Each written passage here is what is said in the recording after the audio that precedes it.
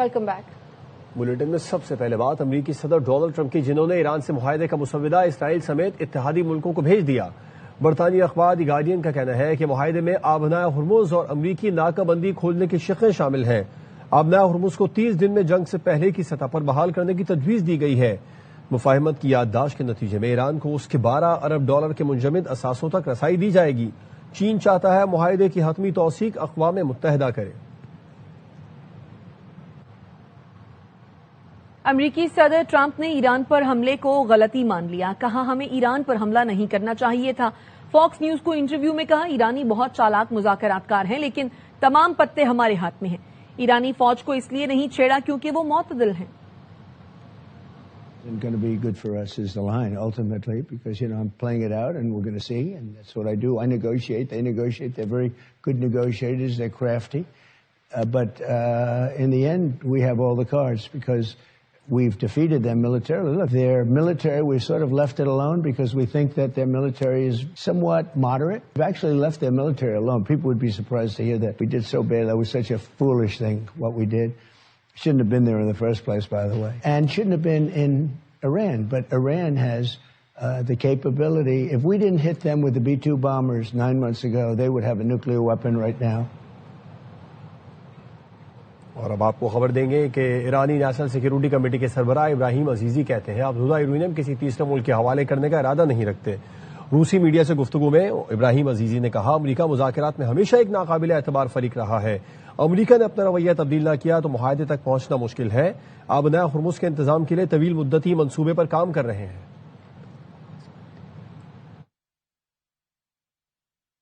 ایرانی صدر نے ایک بار پھر پاکستان کے کردار کو سراہا ہے۔ ایکس پر لکھا پاکستان اور ملیشیا کے وزرائے اعظم کو فون پر عید الاضحیٰ کی مبارکباد دی۔ پاکستان کے وزیر اعظم شہباز شریف سے گفتگو میں معاہدے کے حصول کے لیے پاکستان کے مؤثر کردار اور سفارتی کوششوں کا شکریہ ادا کیا۔ ملیشین وزیر اعظم سے فون پر انسانی ہمدردی کے جذبے کو سراہا۔ دونوں رہنماؤں سے گفتگو میں ایران کا سفارتی راستہ جاری رکھنے کے عزم کا اعادہ۔ ایران کی پالیسی مسلم اور پڑوسی ممالک کے ساتھ تمام شعبوں میں تعاون کو وسعت دینا ہے۔ ایران نے بوشہر میں امریکی طیارہ مار گرانے کا دعویٰ کیا ہے۔ فارس نیوز کا دعویٰ ہے کہ ایرانی فضائی دفاعی نظام نے امریکی طیارے کو نشانہ بنا کر تباہ کر دیا۔ صوبے کے گورنر نے واقعے کی تصدیق کرتے ہوئے بتایا کہ امریکی طیارے کو رات کے وقت نشانہ بنایا گیا، لیکن اب صورتحال معمول پر ہے۔ سینٹکام نے ایران کے اس دعوے کی تردید کی ہے۔ سینٹکام کا یہ کہنا ہے کہ بوشہر کے قریب کوئی امریکی طیارہ تباہ نہیں ہوا۔ بیان میں کہا گیا ہے کہ امریکہ کے تمام فضائی اثاثے محفوظ ہیں۔ ایران نے نیا فضائی دفاعی نظام متعارف کرنے کا دعویٰ کر دیا۔ آبنائے ہرمز کے قریب ڈرونز گرانے کے لیے نیا ڈیفنس سسٹم استعمال کرنے کا اعلان کر دیا۔ نئے ڈیفنس سسٹم آرش کمان گیر کے ذریعے جدید ترین امریکی MQ-9 ریپر ڈرون مار گرانے کا کامیاب تجربہ کیا گیا۔ نئے فضائی دفاعی نظام کا نام فارسی اساطیری ہیرو آرش کے نام پر رکھا گیا۔ ماہرین کا کہنا ہے شدید حملوں کے باوجود ایران امریکی اور اسرائیلی جارحیت کو روکنے کی صلاحیت رکھتا ہے۔ ایرانی میڈیا کے مطابق نیا ایئر ڈیفنس سسٹم روایتی ریڈار کے بجائے سٹیلتھ ٹیکنالوجی اور خفیہ صلاحیتوں سے لیس ہے۔ نئے میزائل سسٹم کا استعمال سرحدوں کے قریب دشمن طیاروں کے لیے واضح پیغام ہے۔ مغربی دفاعی ماہرین کہتے ہیں ایران کا نیا نظام کم لاگت، متحرک اور بغیر ریڈار کے کام کرنے والا ہتھیار ہو سکتا ہے۔ تجزیہ کاروں کے مطابق روایتی ریڈار نیٹ ورک تباہ ہونے کے بعد ایران کا متحرک اور سستے میزائل سسٹمز پر زیادہ انحصار ہے۔ ایران کا نیا دفاعی نظام امریکہ اور اسرائیل کو دور سے مہنگے ہتھیار استعمال کرنے پر مجبور کر سکتا ہے۔ ایران کے خلاف جنگ نے امریکی فوجی طاقت کا بھانڈا پھوڑ دیا۔ ایران کے خلاف جنگ میں استعمال ہتھیاروں کا اسٹاک ختم ہونے پر پینٹاگون شدید پریشانی کا شکار ہے۔ غیر ملکی میڈیا کی رپورٹ کے مطابق امریکی فوج کو ہتھیاروں اور گولہ بارود کے ذخائر کو دوبارہ مکمل کرنے کے لیے 3 سال لگیں گے۔ ایران اور اتحادیوں کے خلاف طویل فوجی آپریشنز نے امریکی دفاعی پیداوار کی قلعی کھول دی ہے۔ امریکی محکمہ دفاع کے گوداموں میں گائیڈڈ میزائلوں اور فضائی دفاعی ہتھیاروں اور گولہ بارود کی قلت ہو گئی۔ پینٹاگون کی جانب سے دفاعی کمپنیز کو ہتھیاروں کی پیداوار ہنگامی بنیادوں پر بڑھانے کے لیے فنڈز جاری کر دیے گئے، لیکن امریکی دفاع صنعت سست پیداواری صلاحیت اور خام مال کی کمی کے باعث فوری سپلائی میں ناکام ہے۔ اور خبر دیں آپ کو وزیر داخلہ محسن نقوی کی رابطہ عالم اسلامی کے سیکریٹری جنرل شیخ ڈاکٹر محمد بن عبدالکریم علیسہ سے ملاقات ہوئی ہے۔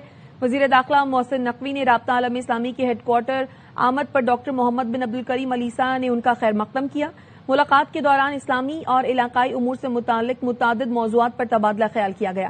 محسن نقوی نے اسلامی شعور و بیداری کو فروغ دینے میں رابطہ عالم اسلامی کی کوششوں کو سراہا۔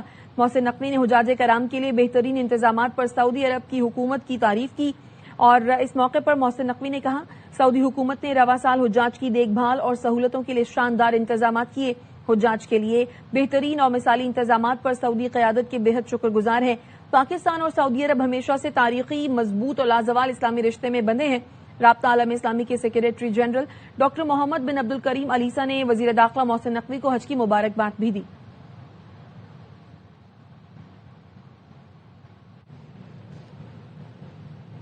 چیئرمین پاکستان علماء کونسل حافظ محمد طاہر محمود اشرفی نے منا میں سعودی عرب کے ولی عہد محمد بن سلمان سے ملاقات کی ہے۔ انہوں نے حج انتظامات پر سعودی ولی عہد محمد بن سلمان کا شکریہ ادا کیا۔ حافظ محمد طاہر محمود اشرفی نے خادم الحرمین الشریفین شاہ سلمان بن عبدالعزیز ولی عہد محمد بن سلمان اور سعودی عرب کے تمام اداروں کی خدمات کو خراج تحسین پیش کیا۔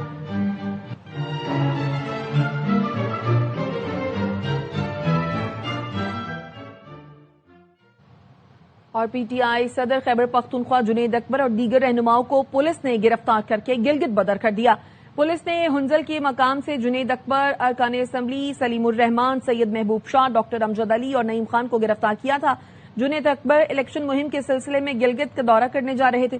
وزیر اعلیٰ کے پی سہیل آفریدی نے رہنماؤں کی گرفتاری کی مذمت کرتے ہوئے کہا ایسے رویوں سے نفرتیں بڑھ رہی ہیں۔